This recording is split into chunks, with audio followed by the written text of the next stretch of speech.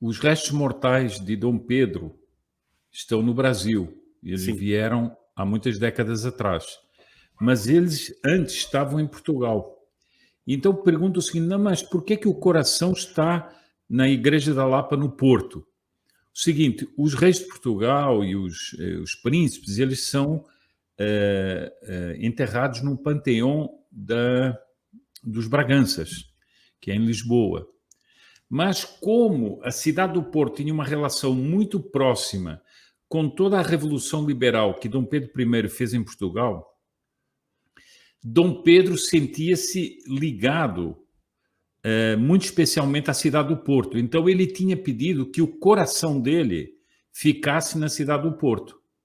E foi por isso que o coração foi colocado numa ampola e depois num vaso que foi feito especialmente, e está na Irmandade da Lapa, que é uma irmandade muito importante na cidade do Porto, e ali está, como diz aí, há 180 e tantos anos, e nunca dali tinha saído.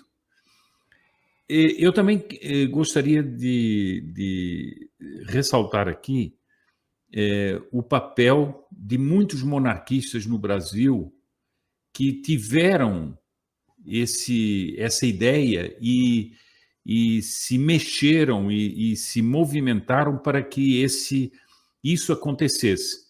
E depois, é claro que isso ia envolver as autoridades, porque há um certo bairrismo do pessoal do Porto que não queria deixar o coração de Dom Pedro sair e que achava absurdo e não sei o quê.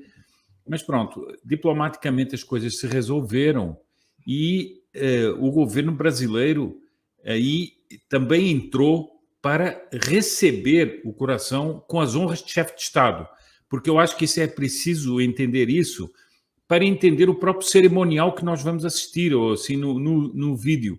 Por exemplo, as pessoas vão ver que é usado o Rolls Royce, que é da Presidência da República.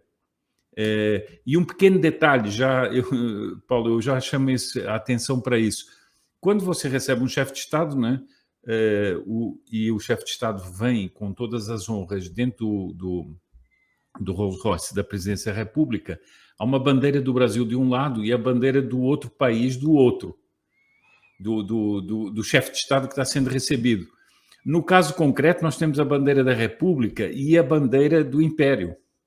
Dá para ver isso, então, uma e outra. Depois tem até as bandeiras fora, as bandeiras da monarquia, históricas, da monarquia portuguesa, brasileira e tal.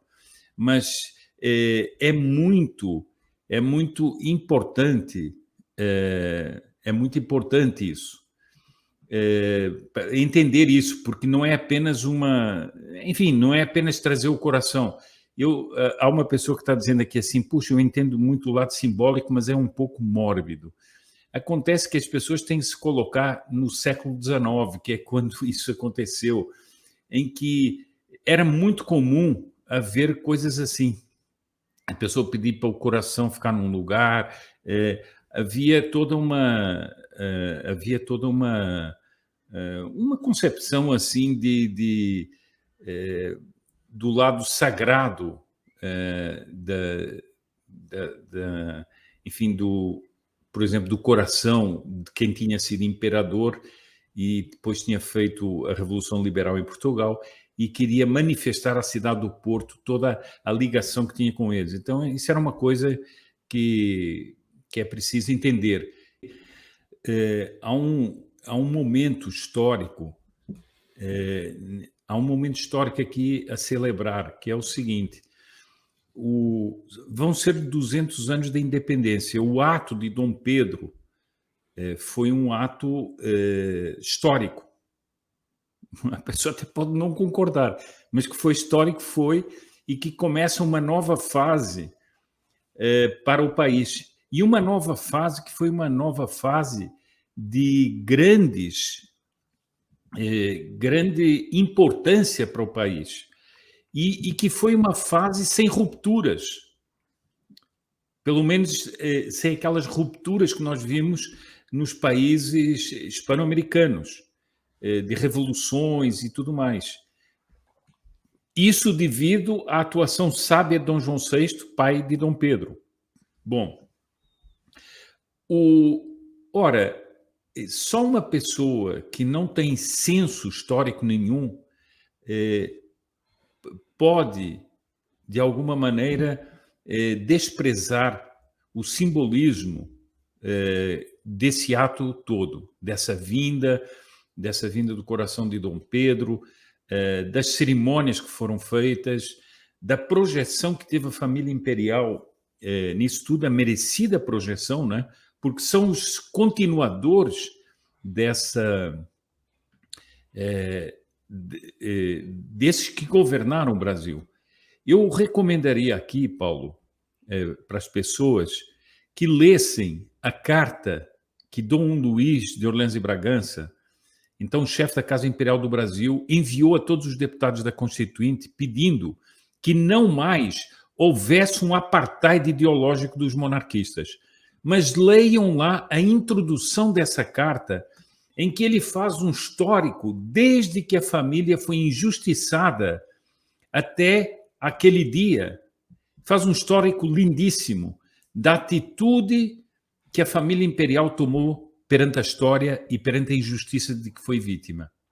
É comovente, é elevada, e eu acho o seguinte, como você disse muito bem, que a República, e depois vamos ser aqui muito claros, a República nas turbulências que estamos vivendo e que não param, são contínuas, que ela pare e dê essa homenagem, e não apenas homenagem, esse reconhecimento, porque é mais do que homenagem, ao papel histórico da família imperial e que a família imperial seja colocada justamente no patamar histórico que ela tem, isso é algo de muito importante. E, Paulo, se você me permite só uma última coisinha, eu tive muitas vezes a oportunidade de acompanhar os príncipes, sobretudo Dom Bertrand, mas outros também, o Dom Luís, e a visitas a quartéis. Dom Luís, ou Dom Bertrand, ou Dom Antônio, eles visitavam muitas partes do Brasil, e onde havia, por exemplo, uma unidade militar importante, eles visitavam.